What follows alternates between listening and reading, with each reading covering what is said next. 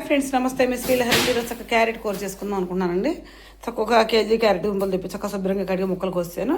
చక్కగా 1 కేజీ ఉల్లిపాయలు 10 పచ్చిమిరకాయలు చక్కగా ముక్కలు కోసానండి.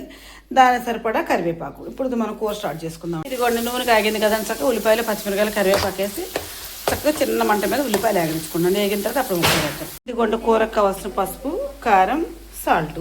చక్కగా ఇప్పుడు ఉల్లిపాయ ముక్కలు మగ్గిపోయినండి. ముక్కలు అందు వేసేసుకుందాం.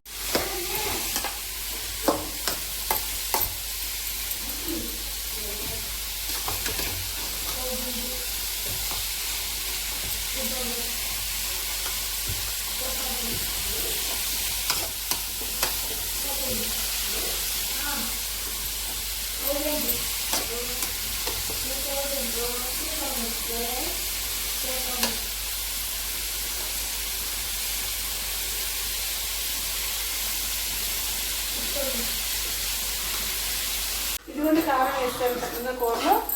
కూర అంత చక్కగా మగ్గిపోయిందండి. నేనైతే కూర ఈ విధంగా చేసుకుంటాను. ఇంకా 2 నిమిషాలు ఉప్పు దించేసుకుంటానండి. నేను చేసే విధానం మీకు తెలిసిన ఉప్పులు యాడ్ చేయండి. Please subscribe.